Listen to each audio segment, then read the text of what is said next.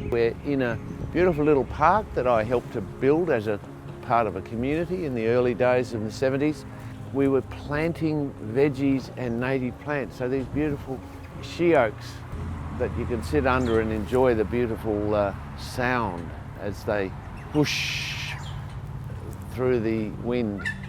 So having kids here, bringing them for a walk down to the Florence Park, now with grandchildren and the opportunity to do that here.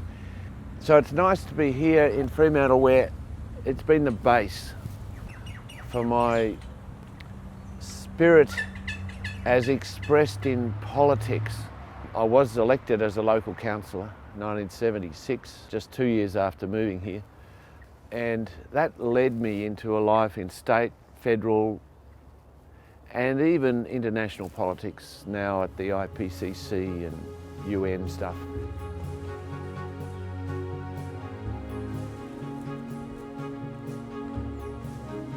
So where do we find global hope? Because it does seem to be out of control. We're next to the ocean here, which is rising. We are part of a globe. We can't just say, Fremantle will be fine. We are part of a world, and I'm part of that world that's trying to deal with that issue, the IPCC and climate change. And it is a major issue, and most of the reports that I've even been part of, I've been now on 2 major ones, including the 1.5, the most recent one. It's very hard to generate a hopeful vision. The IPCC is very fixed in trying to show that the scenarios are very scary and the implications are terrible, that we will collapse as a global civilization, and that not just us, the biodiversity will be strangled in so many ways. There will be shifting patterns of life on this earth that are geological in their consequences. And it is a bit scary, there's no doubt about that, and can lead to despair. So how do we find the hope in there? What is interesting for me personally in this is that whenever I show them data that is contrary and is essentially showing there is change happening, which is very hopeful, and this could be fanned into something extraordinary, they don't particularly want to see that. They prefer the scary stuff because they believe that will bring about change. I personally think that is theologically and morally wrong at this stage in our history, that we need to pick up and create a global hopeful vision. And that global hopeful vision is starting, you can start to see buds of it there, but the overwhelming message, and the one that the media always pick up, is that we're stuffed, we are gone. And it's so easy to get headlines with that. But what does it leave people with? It leaves them with a sense of there's nothing much we can do. What about my grandchildren, they say. And therefore there's a whole movement that started of climate skeptics to say, well, they can't be right. The climate scientists must be wrong. And they're not wrong. It's just that they haven't been able to glimpse a global hope vision. So whenever I talk about small examples like WGV, White Gum Valley, which is part of Fremantle and part of the vision that Brad was able to bring, and CUSP and was so critical to, it is a way of demonstrating a carbon-free urban development that is better. Last night I went to the city of Swan, which was debating whether or not to pass a motion saying there is a climate emergency. This is the new phrase. And it is wonderful to see the people who spoke in favour of this motion.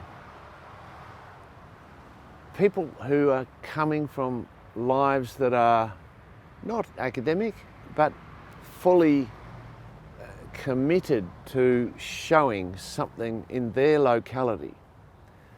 To me, that is what we need to foster, and it can be done, but unless you bring it on a global scale as well, there will be a constant sense of we're not going to make this. A dark night of the soul. Do I have them? Yes. I wouldn't be human without that, and it does relate to my grandchildren and imagining their life being stunted in some way because of these global processes. And that wonderful enthusiasm that they have for grasping life being not facilitated. It does happen. It happens more when I think that the politicians need to do more. So I need to accept that they actually aren't the ones running the world. The world that's a vacuum that they create, and it's filled by leaders in the community, NGOs, academics, and business leaders. Industry essentially has to be the one that drives this agenda because that is where the money goes. 80% of the greenhouse gas is coming from industry processes that are investments. Those investments need to change, and they are changing. That's the great thing. And it's changing because business leaders can see a different future and can see it's quite possible to still make money and create jobs for their grandchildren and my grandchildren, and create a better future, driven as much by the communities they live in and their sense that they want to be part of achieving a better future for them. And I come across that combination of business and community all the time. But then there's usually some politician that's enabling it at a lower level than the ones I'm talking about. And the ones at the top don't stop it because they can't. And so I need to grasp at those times of despair that hope is not dented by my feelings. It is something to be grasped again, to re-find that direction and to say, well, okay, let them go. Let them get on with their silly games. And they are just silly games. They play to the media and they think they're doing things and they smile and they put on a baseball cap and everything's fine. No, it's irrelevant. And the relevant stuff is going on in a much deeper way as they generate some hope within their own business, community, NGO, organisation. UWA has just announced it's going carbon neutral. Our Vice-Chancellor said we can go better than that. That's the kind of thing that happens. And that's what's driving the future. It's not the Trumps. After 2 years in office, he has not brought back a single coal field. He has been overseeing a period where 50 coal-fired power stations have closed down. So his vision that coal will revive is nonsense. Morrison's the same.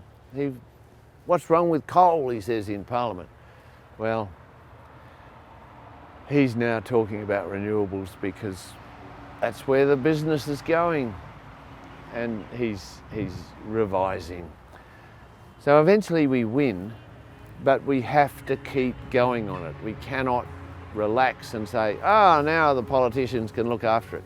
They never will. Where is the future leading us to, and where we need to push ourselves to be part of that?